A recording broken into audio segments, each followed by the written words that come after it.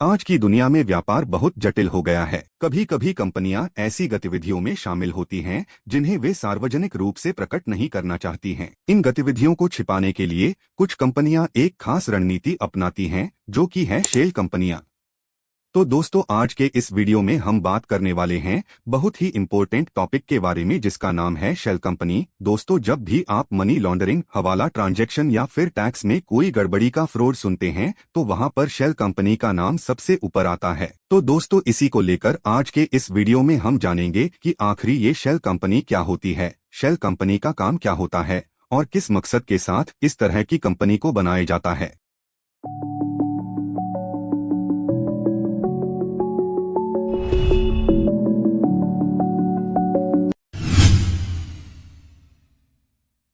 जब भी कोई नॉर्मल कंपनी ओपन होती है तो कंपनी का कुछ प्रोसीजर होता है। सबसे पहले कंपनी का मेन ऑफिस एलोकेट किया जाता है। यहाँ पर इस कंपनी के डायरेक्टर्स, मैनेजर्स को बिठाया जाएगा। वहाँ पर वो मीटिंग्स होंगी। इसके बाद एक वर्किंग एरिया डिसाइड होता है कि यहाँ पर इसका वर्किंग एरिया होगा, जहाँ पर जो कंपनी का एम्प्लॉयज हैं वो काम करेंगे।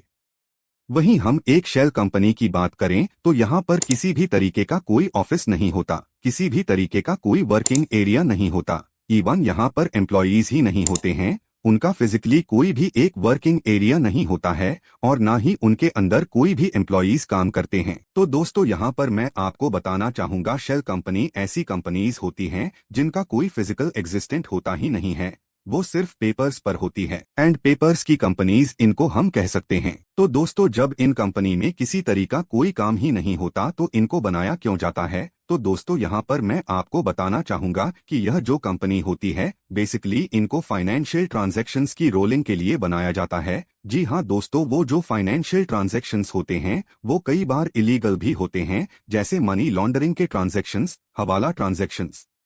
यहाँ पर टैक्स से बचने के लिए ट्रांजैक्शंस किए जाते हैं। ब्लैक मनी को व्हाइट में करने के लिए इस तरह की कंपनीज के लिए कंपनी के अंदर ट्रांजैक्शंस किए जाते हैं। और कुछ ऐसे ट्रांजैक्शंस होते हैं जो लीगल भी होते हैं, जैसे कि अगर हमको कोई बिजनेस ओपन करना है तो उसके लिए इस तरह की कंपनीज का यूज करके फ्यूचर के लिए फंडिंग भी की जाती है। तो आप कह सकते हैं यह जो शेल कंपनी होती है यह ना तो कम्प्लीटली इलीगल होती है, ना यह कम्प्लीटली लीगल होती है। इस तरह की कंपनीज का दोनों पर्पस के लिए यूज किया जाता है, फिर चाहे वो लीगल हो या फिर इलीगल हो।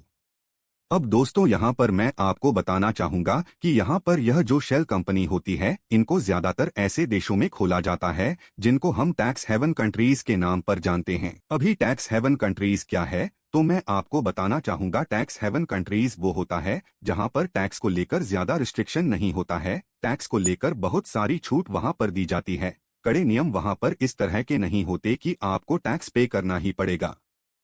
जोर जोर से बोल के लोगों को स्कीमें बता दे। अगर हम इंडिया की बात करें तो इंडिया एक बहुत ही टैक्स रिस्ट्रिक्टेड कंट्री है। यहाँ पर आपको टैक्स देना कंपलसरी है।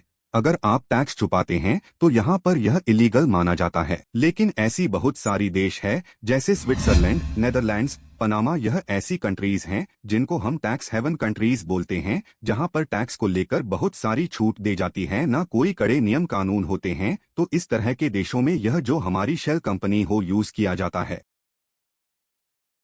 आशा करते हैं इस वीडियो में आपको शेल कंपनी क्या होती है, शेल कंपनी का काम क्या होता है और किस मकसद के साथ इस तरह की कंपनी को बनाया जाता है, यह आपको जरूर पता चल गया होगा। इस वीडियो से कोई परेशानी है तो आप हमें कमेंट सेक्शन में जरूर बताएं और इस वीडियो को ज्यादा से ज्यादा लाइक एंड शेयर जरूर कीजिए। और ऐसे ही इंटरेस्टिंग वीडियो आप आगे देखने के लिए हमारे चैनल मिस्टर दास को सब्सक्राइब करके बेल आइकन ऑन करें।